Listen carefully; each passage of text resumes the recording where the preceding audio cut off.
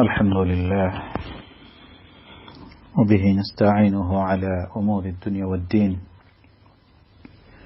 ثم أصلي وأسلم على بشير النذير محمد بن عبد الله صلوات ربي وسلامه عليه وعلى آله وصحبه أجمعين. معاشر المؤمنين، فحياكم الله وبياكم وحفظكم الله ورعاكم وجعل الجنة مثوانا ومثواكم، وتقبل منا جميعا صالح الأعمال، إنه ولي ذلك والقادر عليه. أحبتي في الله، أول ما نبدأ، السلام عليكم ورحمة الله وبركاته. سعد الله أوقاتكم بكل خير، وفقنا الله جميعا لما يحبه ويرضاه. ثم يجزى الله سبحانه وتعالى ibbangalyonna على نعمه تترى وينجري بجندرة. نسأله سبحانه أن يديم علينا نعمه وأن يرزقنا شكرها. سبع الله سبحانه وتعالى ibbangalyonna tugabire n'okwebaza ebyengira byabeera tugabiridde. Zako okusaba Allah tabaraka wa ta'ala asibyengira ku mbaka Muhammadin sallallahu alayhi wa alihi wa sallam, muallimu albashariya wa hadiha wa msomesa wa umma, tarakana ala mahajjatin bayda, yatuleka kuwerufu la yazighu anha illa man taba'a Allahu ala qalbihi wa kana min al-ghafilin. Nagendo buvaako obuufu bw'omubaka sallallahu alayhi wa sallam n'abo be yali nabo, tayinaayo gwagenda kunenya okujjako okunenya omwoyo gwe olw'okugobeera nti yagugayaaza n'ataguwaliriza kugoberera oyo Allah gwe yasukkulumya ku bitonde ebisigalidde n'abo be yali nabo.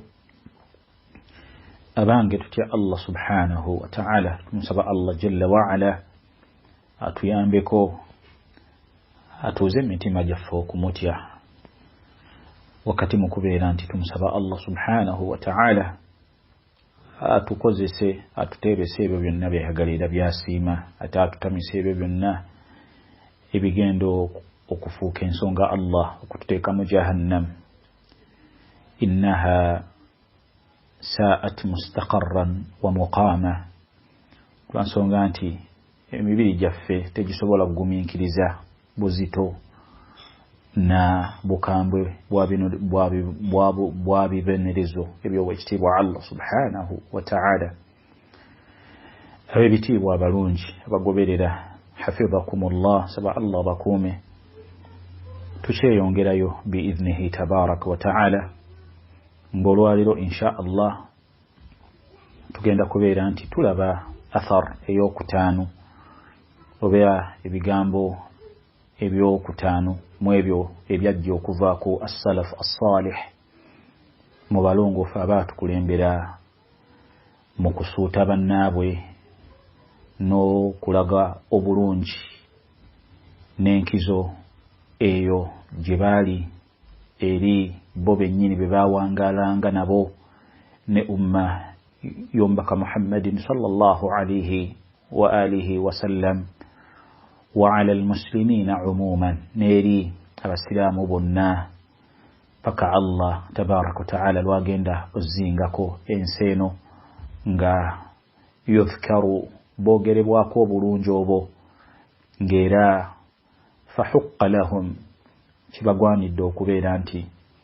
ekyo kyekiboogerebwako, lwansonga nti humul ladhina be baabeera nti قدموا أرواحهم وبذلوا أموالهم تجاه هذا الدين المبارك.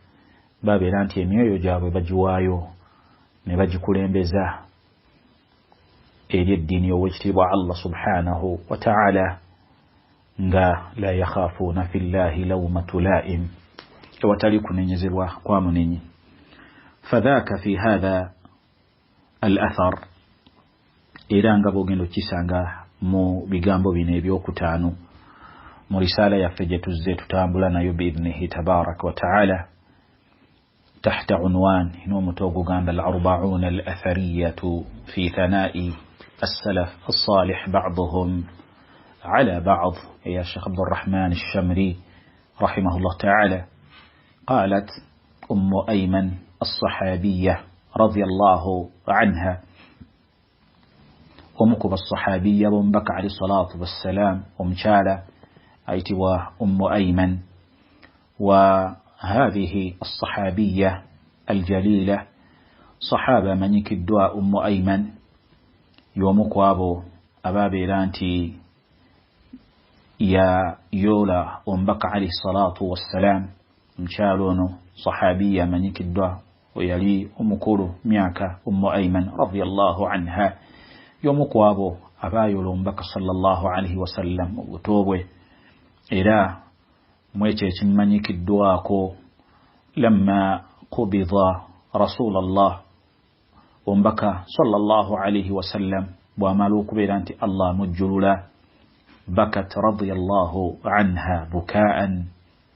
يبيرانتي أم أيمن يومكوا باباسين وكابنيو إنيو نغا الله تبارك وتعالى جلود ومبكى صلى الله عليه وسلم.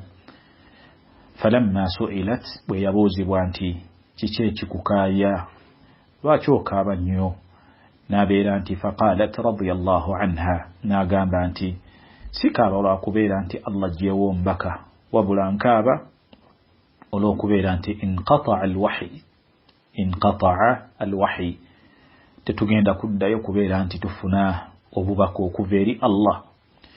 tetugenda kubeera nti tuddamu okufuna amawulire okuva eri Allah ng'agassa ku mbaka we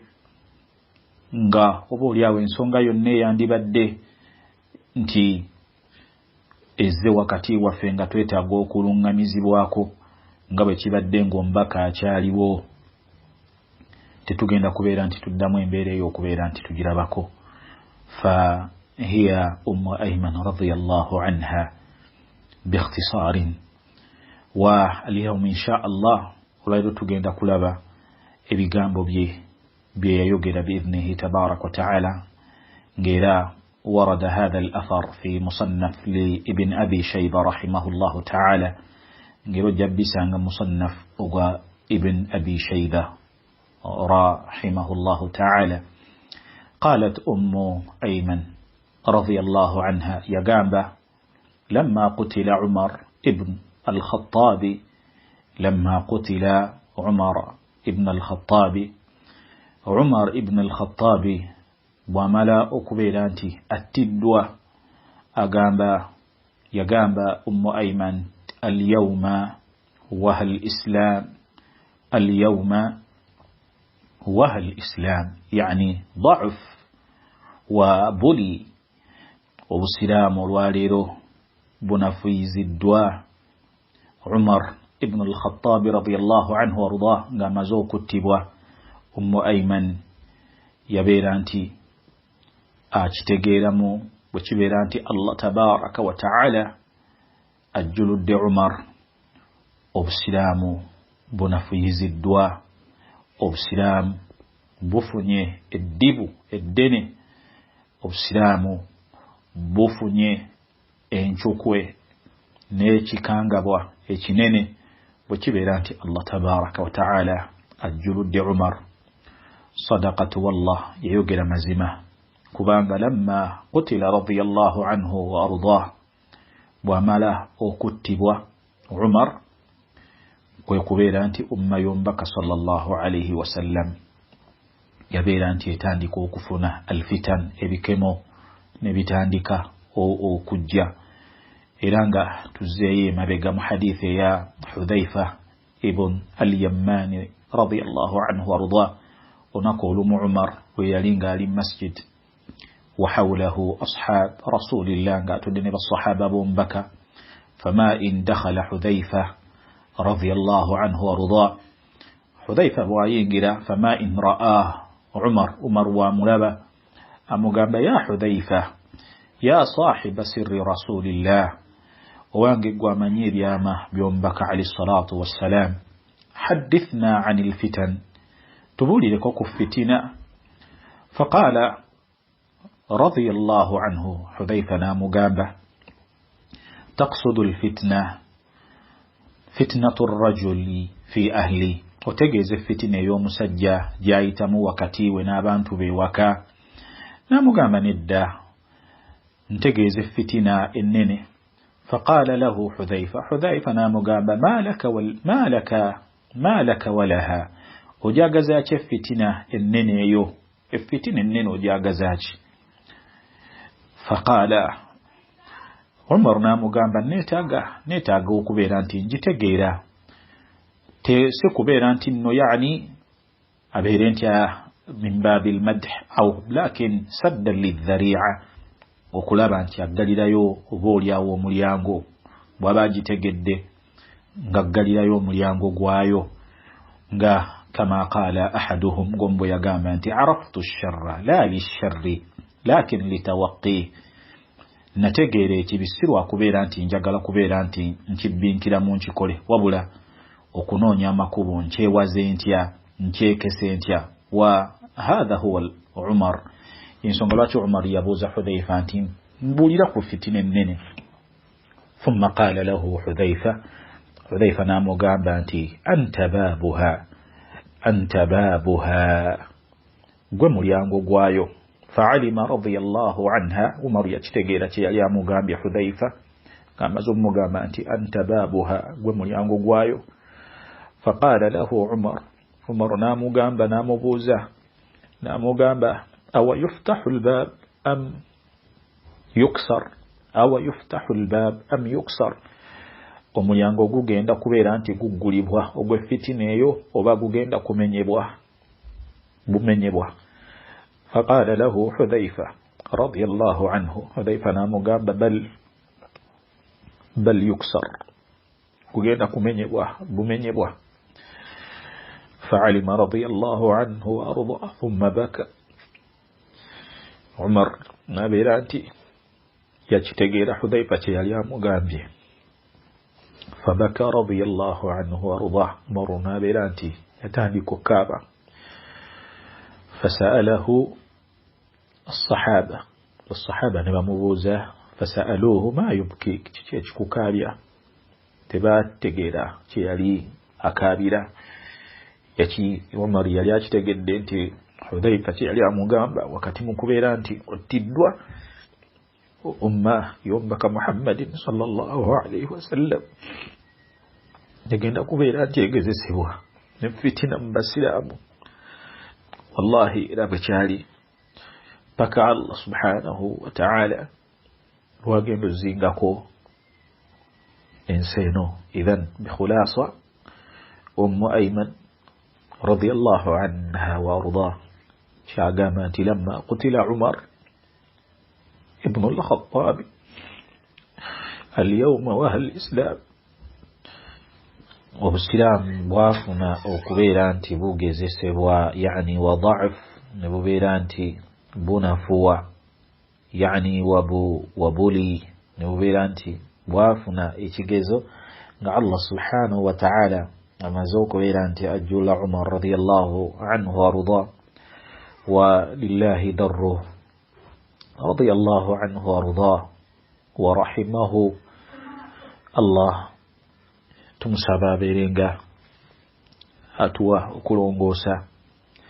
إلى تمسابا الله سبحانه وتعالى وأن يرزقنا حسن الخاتمة تمسابا الله توينكم كيدو غنوجي يبدأ أثرية في يوكتان إن شاء الله سبحانه وتعالى وفق الله الجميع لما يحبه ويرضى إلهنا والحمد لله.